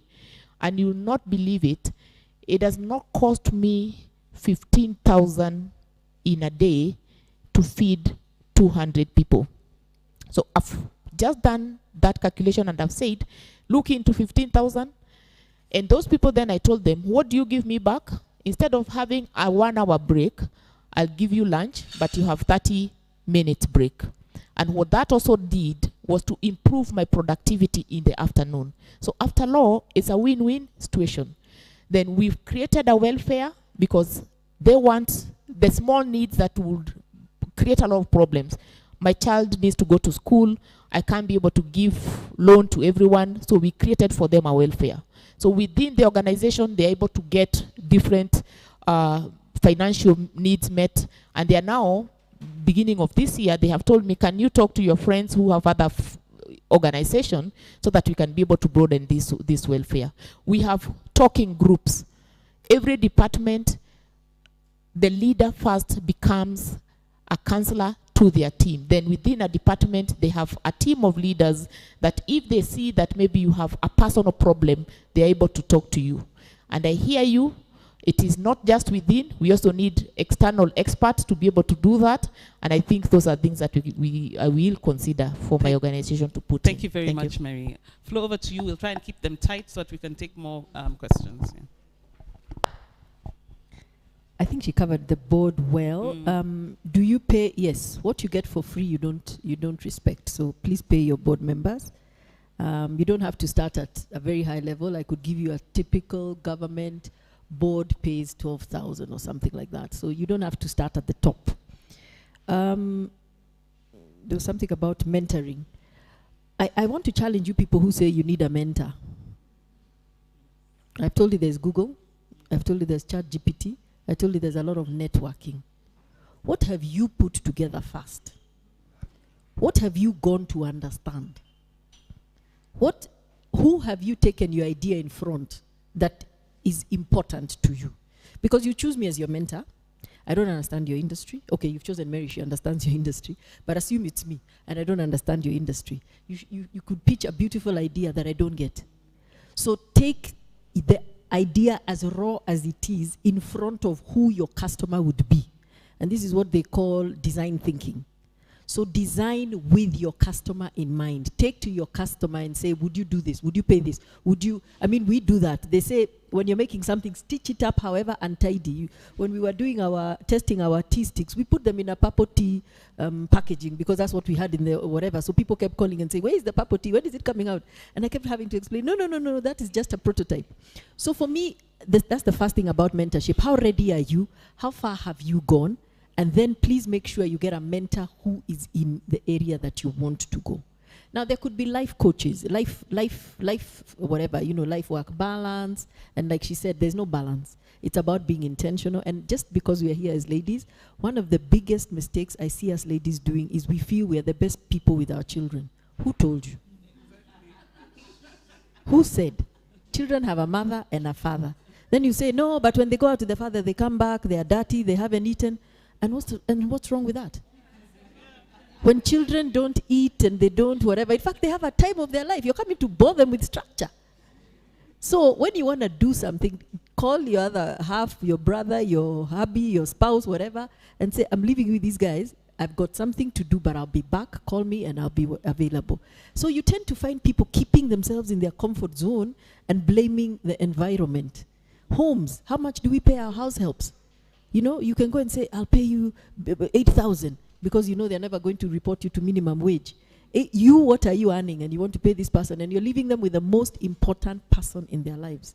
By the way, the more comfortable your house help is, the more comfortable they will look after your own.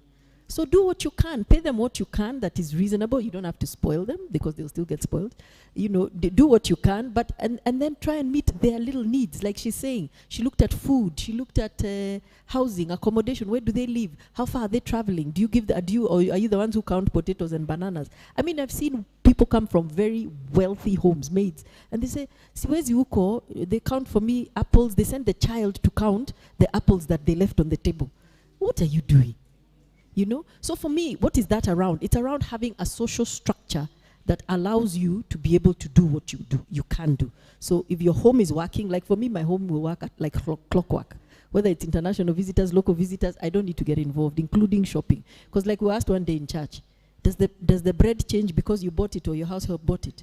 You know, does the milk change? Nothing changes. So there's some basic things, me down to basic things get done by other people. I will do what I find, whatever I tell the kids, let's go and buy now, you know, cosmetics or something exciting or the other. Mental health, I think she handled it well. For me, I'm not going to pretend I'm an expert. Fortunately, a lot of the providers we have tell us they want to do the talk. So Karibu, if you want to come and do a talk, I don't pretend. But what I do have is like her, I listen keenly. So I remember there was a time they wanted to put somebody on performer, they wanted to fire a lady in accounts.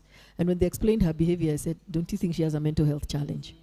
And we involved the family, and they were very excited because they didn't know what to do. We educated them. They met the service provider, so they walked the journey. But unfortunately, we still had to exit her. But what I feel good about is we empowered a home that had no clue other than calling it madness. Online working, I agree. Working on your own is very, very lonely. But find a community. I think you're already on the right path. Find a community, an association of something. You see, Mary has grown. Okay, let me use myself. I have grown because I joined an association of people who do what I do, which is manufacturing. And that's why when I see anybody out there, join an association. Join an association so that we can also attack the finances when we need those mortgages. Yeah? I know she'll tell you it's about cash flows. So I think I've answered the questions. Thank you so much. Let me start by speaking to an issue that was raised. Do we finance second-hand goods, machinery? Yes, we do. We don't only finance. What we establish is the lifeline of this machinery. Because many a times you go and buy second-hand things, 1 year it was dumped into your institution. So that's what we do to verify that you will have this machinery for the next number of years to assist you. We do finance. The only difference will be your individual contribution will be higher compared to when you are buying a new machinery because of the lifeline of that machinery. Jennifer, thank you so much, and you are spot on. Yes, we do have 250 billion Kenya shilling. Yes, for women-led and made businesses. And it's across the branch network. How much have we dispersed as at now? We've dispersed 90 billion Kenya shillings as at now. We have already women-led made businesses, customer base of 534,000. Are we able to find... yeah, thank you. Are we able to give you 1 billion, Jennifer? Yes, it's just based on your cash flow. Remember, girls, the purpose of banking is to enable your business. Your business must be in a position to repay the debts because you are not in business of selling your businesses. Yes. Mental, it's very important that we go into the detail of it and ask ourselves. Many a times our staff require support at a given place. Why do I say this? Imagine you are a new mother. And after 3 months, plus you leave 4 months, if you are working in corporate, you go back to work. You have this guilt conscious. By the way, as women, we know ourselves that now you're living this toddler watch, you know. So as an employer, we give you flexi hours. We've built a nest for you that the child can be brought and you breastfeed. You know, it is the intervention that we give so that the pressure is eased. More and above that, we do invite expert to come and speak to our team. We've hired a nurse in the bank. Yes, so that you can speak to these other items that we don't know. We are bankers, we don't know. So, over and above, and speaking to Roslyn, 30% of our procurement goes to the special groups. So please visit our website and raise up your hand so that you can be among the 30% of that. 46% of our employees are women. Finally, kindly, and I'm just repeating what Florence has said, do you know that banks have clubs? Those are the network organizers. Do you know? Let me speak without, I'm not selling the bank. Biashara Club. Are you a member of Biashara Club? In this Biashara Club, there's a lot of information, networking, and exposure to best practices, locally and internationally. Kindly join that so that you have all this information. The last question by Yvonne. Yvonne, the security already is that apartment, my dear sister. Come and we give you a loan based on your cash flows. We will also make sure among our customers of 32 million, whether we have a person in the same business you are doing, so that we can link you up to get to understand at what time now do you scale. Have you reached that level? That's the purpose of joining the specific clubs and networking session. Thank you.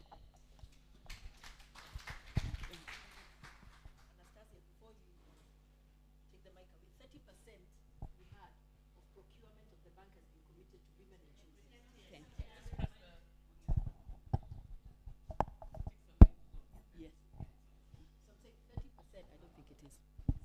30% of procurement of the bank is being given to women. How much have women taken up of that 30%? In terms of the value of the bank, what we have learned, it's actually, of the 30%, how much has women taken on that? It's 30, okay. In terms of the total percent of the bank procurement, which is 100, 30 has gone to women. Yes. And let me tell you this, as women, you need to be on the table and insist. When I started this conversation, I was called a feminist, or what? And I said, it's not the wrong thing to do, and I'll do it. So it's already 30%. But remember, the bank expenditure keeps on growing. So based on our budget this year, we are actually at around 15% in the month of May. So that's what you are asking, Flo. How much is it? So there's still room. Visit our website and you'll be able to know the opportunities. And thank you for giving me the mic back. Finally, as employers, please do what you are best at. Financial management in terms of giving short-term loans, processing the transaction and everything. Leave it to expert. You cannot be the best everywhere. Thank you. My point is, it's very fortunate that KCB has managed to do the 30%. I was the chairperson of Anti-Counterfeit, a government agency. And again, through that AGPO, 30% has been given to women. Safaricom do that, a lot of businesses. Let me tell you, women don't even pick up 10%. The documents are too complicated. I don't know where to get them. Imagine they're not giving me. Imagine I don't know what. Have you shown up? Have you pushed? Have you stepped on the table? Have you screamed? You know, so now what's happening is some of the women who are in, and this is Safaricom, now, because I went and complained to them, 4 women, not that I'm a supplier, that they, now what they do is when they have an RFP, for whatever, they send to me to send to the ones who are making noise to come and show up. Why is that? We are not showing up, ladies. We need to go there and say, this thing is in Greek. Can you put it in my language? Can you whatever? Because there's so many opportunities. People want to help, but we are not showing up. And don't try to overthink. We have a session that, the procurement documents, what you need to submit can be hard. We have a session where we can train you in terms of this is what it means so that you have the confidence to be able to apply.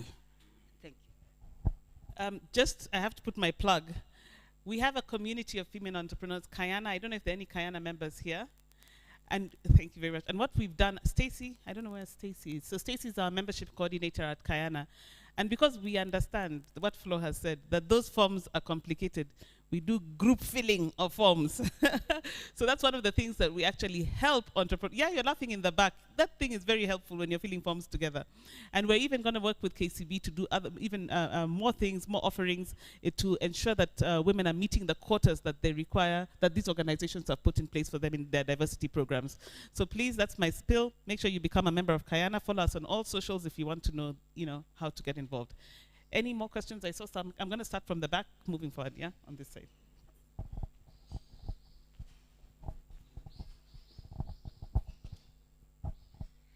Good morning, ladies.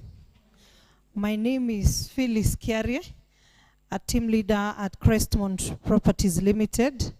We are in real estate. We help our clients in commercial and residential property, acquiring, renting, managing, renovation, and all that. Now, my first question goes to Anastasia. Let me start with congratulations. You're making ladies look so good. And when you're saying such things, I really have seen you over the years rise. I believe we are getting somewhere. Now, I liked your question about introduction. I loved your speed when you're jumping to her and introduce herself, and the way you walked back. I would love you to comment, was it a good introduction? Does she need to improve on it? If she does, what does she need to do about it? So just to help going forward. Now, Flo, it's very nice to meet you finally. I'm shocked you're a member here. And my handicap and yours, we have to work on them together as we discuss more. Now, I wanted to hear two things for you. I wanted to hear, do we need to be members of KEPSA? Now that you're a chair lady there, and will we benefit? I heard you say that you're in real estate. I'll be glad to assist in what you're doing, probably as you're busy doing the tea and all. I'll be grateful to be of assistance in one or two things. My chair lady, Mary, I'm a member in Women in Manufacturing. So good to see you here, your confidence, boldness, keep going. I have a stronghold in Karen. So I also want to hear what you're doing in real estate in Karen. I can be of assistance. Our lady captain, this is just amazing, honestly. This is just amazing. I'm a member here, have been missing this. I can't wait for the second one, because I believe by the time we are doing the fourth and the fifth, we will be panelists. That's what I'm thinking. We will not be seated here. So my lady captain, congratulations. And ladies, you're making us feel so good on Saturday morning.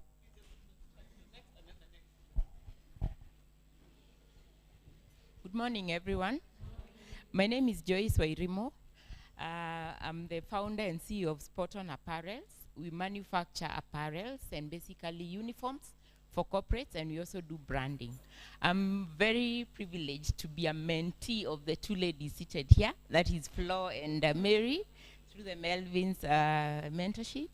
And we are really happy to be tapping into your knowledge and experience. So I have two questions, and one of them is in manufacturing, because the both of you are in manufacturing. How have you managed the issue of employee turnover? I know that's a big challenge, especially for small businesses where you keep, like us, we have fundis who keep moving. You have this good fundi, and then after a short while he's gone. Now you have to train another one. A big challenge for us. And also product diversification. When do you know when to diversify, and how do you go about it?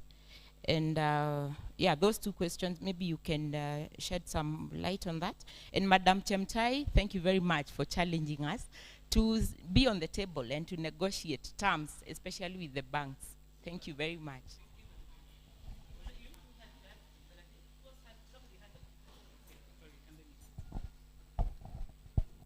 Good morning. My name is Sharon Langat. I work for Bucket List Adventures as the brand ambassador. Now, my question is the imposter syndrome. Imposter syndrome, how do you fight it? And then number two, how do you find your niche? Because you might find yourself, personally, I might find myself, I'm good at maybe fashion, then I'm good at events, I don't know how to balance both.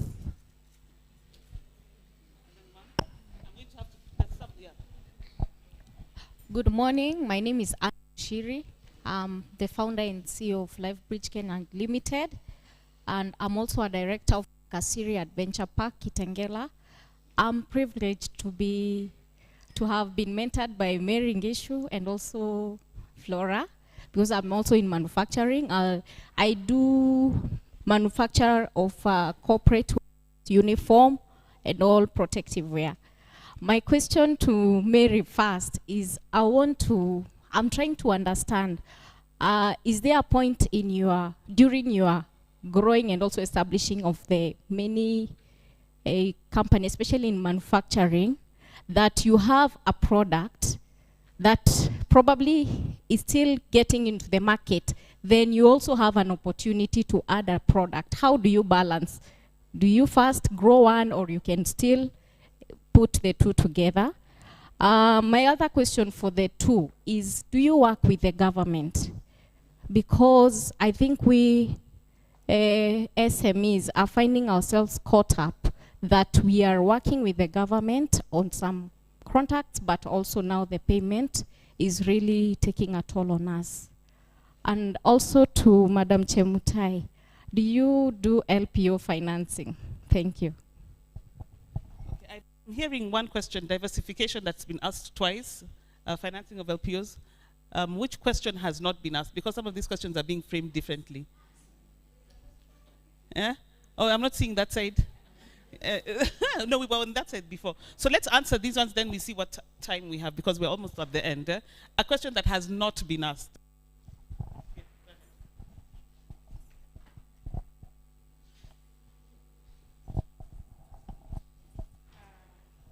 Thank you, ladies. You've asked about employee turnover. And I think what I've done is to really understand, and I talked about beyond the payroll, what are the needs of my staff. And you'll find there are simple, basic things, and if you are able to meet those beyond the payroll needs, then you're able to retain your staff more. Then there's training and the turnover. Imagine yourself as an employer. You have 20 staff who are not trained, and they don't move. They stay with you. You're not training them because you do not want to invest in them, lest you're going to invest in them and they will leave. You're going to have a bunch of people working for you. They don't have capacity. They cannot deliver. For the fear that you don't want to equip them, then they will go. My advice is, train them, equip them, keep training them and equipping them. When they go, they will be your advocates out there, and you'll also have achieved that you helped somebody else to grow and move. You treat them well, meet their needs, and they will stay. The imposter syndrome. I'll tell you, I will stand here and I tell you the things that I am doing big, but I still do have that imposter syndrome. But I'm conscious when it hits, I deal with it. And I remind myself that I'm capable of doing it. I surround myself with people who keep reminding me. If you remember what Anastasia said, sometimes when you are with people, be with people who can challenge you, people who can see what you are not seeing in yourself. My first business coach that I sat with, she told me, Mary, do you know you are not exploiting your potential? And I sat down and I asked myself, exactly what did she say? And I started trying to understand, what is that exploiting my potential, and what is my potential? What are the gaps that I have? How do I equip myself so that I'm able to exploit my potential? So the imposter syndrome comes. The self-sabotage is another one that is big. We cannot run away from that. Anastasia talked about feeling guilty, but when you are conscious about that, you know when they hit and know where you go to feel in the energy that makes you get out of that cocoon of thinking that you're not good enough. When you have products, I keep saying it will take me the same time to market one product as it will take me to market 3. There are things that are standard and have to be done for each and every product. So sometimes it makes sense for you to have enough. Flo said that she could not get into her export market. She needed to take care of of her basics, increase her variety so that she takes a bigger basket for export. So you need to look into, is it in development? Is it in route to market? Is it in financing to facilitate the production or the inputs of the products? Then you look into a product. But if it is route to market, it makes economical sense when you have a wider range of products to get to the market at the same time than when you're working with one product. I hope I've been able to at least try to answer. Working with the government, I have intentionally chosen not to work with the government. Not because working with the government is not right, but because the businesses I am doing right now speak to the industry. I used to do supplies and I worked with the government, and sometimes I know they can be very they can demoralize your spirit when you think that you have done the best, and when you come to look for money, even those who were your friend, they behave like they don't know you, or they don't remember the conversation that you had when they were trying to support you. So it can kill your spirit. What we are saying at the KEPSA and the KEM is that we are trying to lobby and negotiate and see that those areas are put in. But what I will say, when you're working with the government, credibility should always move ahead of you. Let your credibility first sells you, and credibility for me is delivery of service. And when you are credible, when you walk in, sometimes even those who assume you, your credibility will make more noise than them ignoring you, but the opportunities are there. Let's take the opportunities that we can be able to take. Let's not overstep. Let's look into the risk, because if you oversupply and you don't have enough finances, that can also bring in your business down, and then you keep blaming working with the government and not being paid. Understand that that challenge is there, and you plan yourself and balance it. Thank you very much, Mary. Flo, do you want to say something? As Anastasia will just answer the question on the presentation and the LPO financing, and we'll really need to stop, unfortunately, because we have a hard stop at 11:30. Thank you. Okay, I won't really repeat what she said. Being a member of KEPSA, like I said, join organizations, join associations, because this is where they're able to pull together resources that you will not be able to pull through. But also when you join, demand what you want. Go in there and say. Part of the reason I was chairperson of CAM and chairperson of KEPSA is because I made too much noise, and they said, Wewe, you come and sort these problems that you're giving us. So I think it's about joining associations and really trying to get the most you can. Staff turnover, I think she talked about it, product diversification. I think you've talked. Yeah, I think you've covered most. Phyllis, your last question. Thank you so much. You did a good job. Remember in an introduction, your name, what you do, because in this particular time, you must be pitching or going to look for an opportunity. What you do. And then the impact of what you do. So when you say logistics, what problems are you trying to solve in that logistic? And your commitment, the passion in which you introduce yourself about what you do is very, very critical. There's a whole session about branding, and Lady Captain in the next one, just incorporate that because it's very, very important, and it determines whether you win that business. And then to Anne, do we offer LPO financing? Yes, we do. And we look at the supplier, and it's good you've talked about something, and I'll reduce my voice here.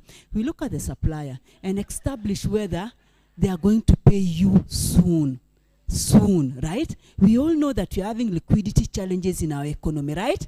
There could be a very good LPO that you have, but you're going to be repaid, you're going to be paid in the next 2 years, and we know 3 years, because we've worked with all these entities, and you will see us giving you a decline in that area, because at the end of the day, the interest rate of the bank will have eaten all your margins. Thank you. Just a quick one. I've just thought about that. When Nakumat was going down, what did they do? Because they needed to keep their shelves going, they started now going to anybody to supply them, anybody to supply them. Did they pay them? No. So what she's saying about risk, it is so important for you to remain networked and find out and ask. Right now, you know the government is broke. Why would you want to be supplying them unless you hear there's a fund or something? So do your homework. There's really no excuse. And this is what we also do for you as associations.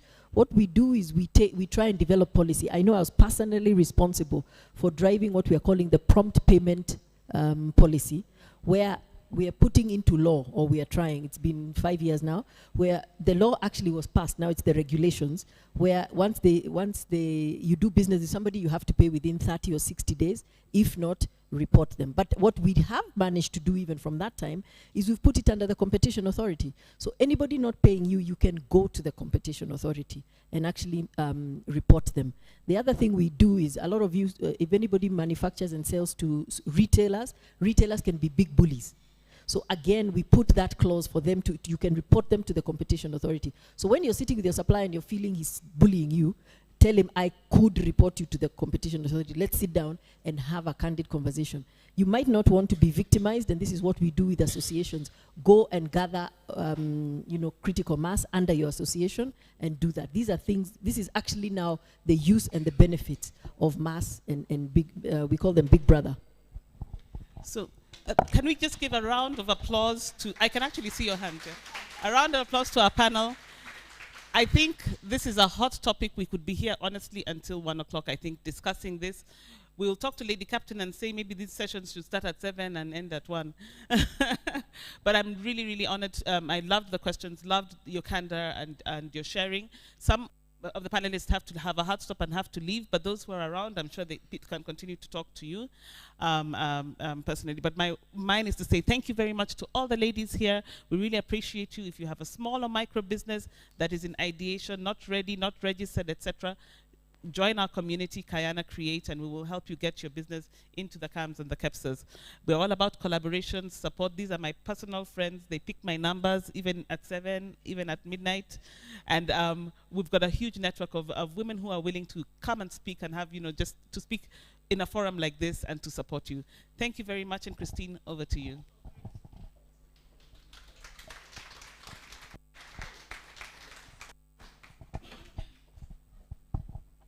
Ladies, let's give a hand of applause to all the panelists, our moderator. Thank you so much.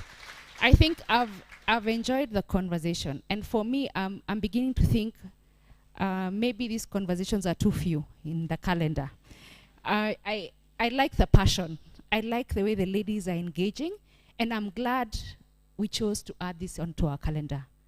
We've thought so much about golfers, and we have forgotten the other people who are not golfers and are still ladies and members of the clubs. So I must say thank you, ladies, for making this moment happen. Thank you for being present. Thank you for engaging. Thank you to the panelists for being present and accepting to honor my invitation. It is really a pleasure to have you here. And thank you to the moderator for being a part of facilitation and making this happen. I'd like to take some time and just thank the sponsors for today. We have Melvin's Tea, we have Qual, we have Candid Conversation, and then we have our key sponsor for today, KCB. So please clap for them. Thank you so much. I'd also like to thank the marketing team for being a part of this and making it happen.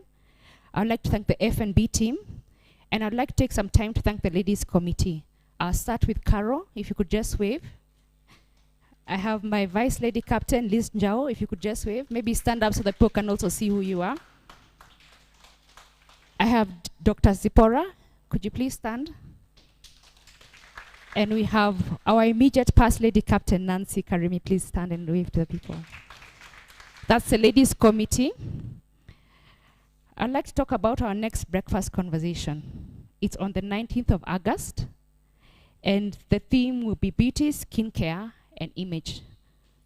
We can give you all the skills. We can tell you how to invest. We can tell you how to do business. We can tell you about leadership.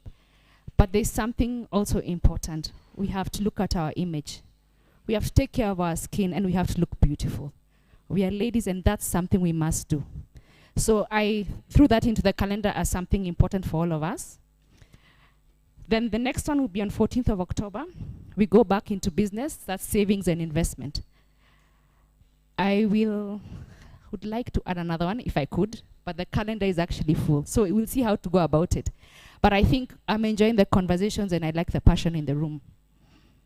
I'd just like to take some time and give something to the panelists. Just say thank you. Caro, if you could just give me.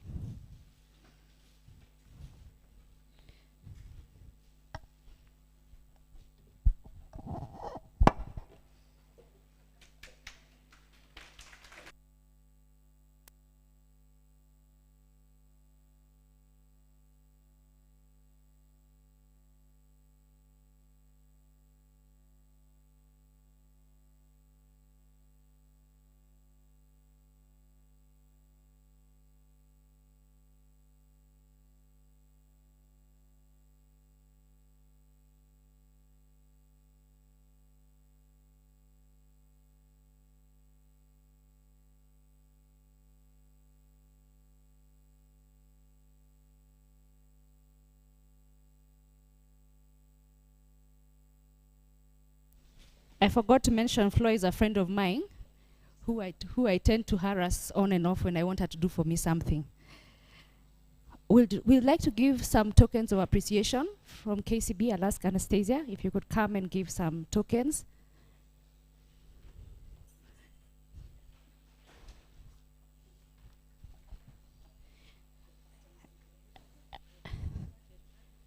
Okay, so let me receive. Thank you for being such a great host. You've enjoyed the hospitality.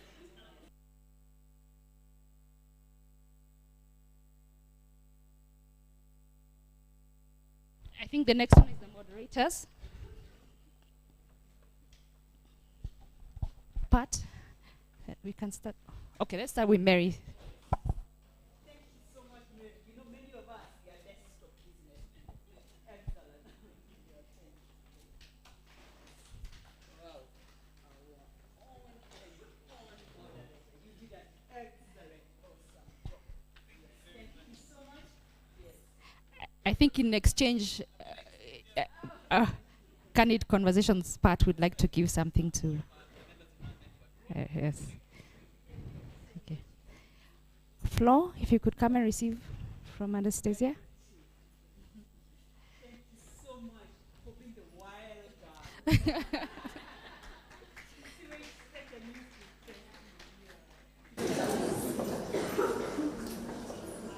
Okay. What we shall do, the ladies who asked questions. Who are the ladies who asked? Please stand up. I have something for you. If you asked a question, please stand up. If you asked a question, it pays to ask questions. It pays to ask questions. Please stand up. If you spoke, please stand up. Ladies, please give these ladies a token of appreciation for speaking up and asking questions. At least I didn't have to plant anyone in the room to ask questions. Thank you, ladies. Yeah? They just give them. Just give them the bottles. Just all the ones who asked questions, who spoke, please receive.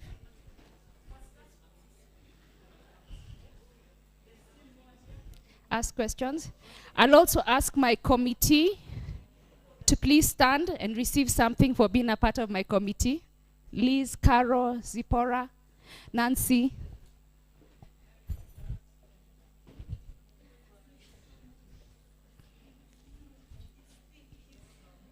Liz, please stand up and receive something. Caro, Zipporah, please receive something. Liz is there. Yes.